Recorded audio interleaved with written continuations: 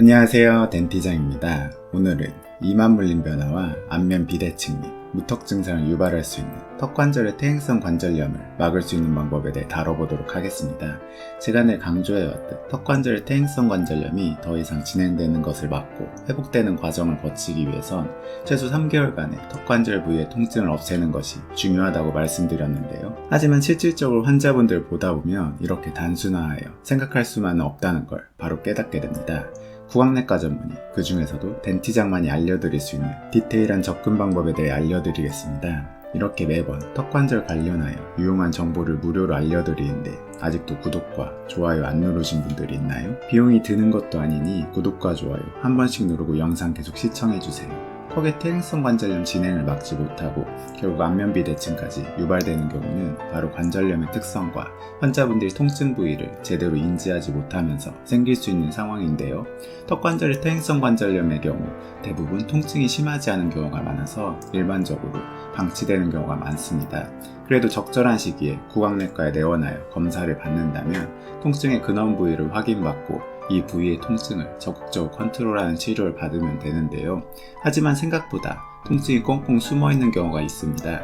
바로 통증이 심하지 않은 경우, 딱딱하고 질긴 음식을 씹을 때 가해지는 힘이 존재할 때만 통증이 나타날 수가 있는 건데요. 이럴 때는 심지어 병원에서 검사를 진행할 때 입을 벌리게 하거나 관절 부위를 눌렀을 때도 통증이 유발되지 않는 것이죠. 이런 경우는 분명히 환자분은 평소에 통증이 없다고 말하고 검사 시도 통증이 확인이 안 되는데 CT를 찍어보았을 때 관절염이 진행되는 황당한 경우를 마주할 수 있는 겁니다. 병원을 다니며 통증이 나아졌는데도 관절염이 진행되는 경우에 이런 상황도 의심해 볼 수 있는 거죠. 통증이 완벽하게 컨트롤이 되어야 비로소 그때 관절염이 회복됩니다. 그렇다면 이렇게 슬금슬금 진행되는 관절염을 막기 위해 어떻게 해야 할까요? 일단 의사 입장에서는 문진 시 환자분께 더 디테일한 질문을 던지고 환자분 입장에서도 본인의 통증에 대해 더 자세히 관찰을 해보는 겁니다. 생각보다 많은 분들이 약한 통증을 무시하고 있는 경우가 많기 때문이죠. 관절염이 진행되는 게 의심되는 상황에서는 보다 더 꼬치꼬치 캐물을 필요가 있습니다.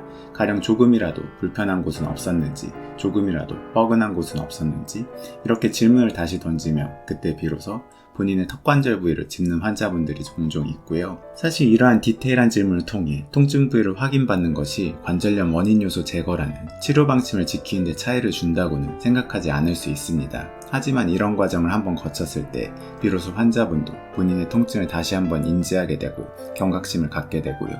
주의사항을 열심히 지켰을 때 이러한 미세한 통증이 감소하는지 본인 스스로 관찰할 수 있게 되죠. 의사 입장에서는 어떤 치료를 진행했을 때 이런 미세한 통증이 내원시마다 감소하는지를 확인함으로써 적절한 치료가 진행되고 있는지도 확인할 수 있는 겁니다. 이렇게 의사와 환자의 합을 더 잘 맞춰나갈 때 더 완벽한 치료가 이루어질 수 있겠죠? 오늘은 안면 비대칭과 교합 변화, 무턱 증상의 시발점이 될 수 있는 관절염을 더 디테일하게 잡는 법에 대해 설명드렸고요. 다음에도 유익한 영상으로 찾아올 테니 구독과 좋아요, 알림 전체 설정 맞춰주세요. 감사합니다.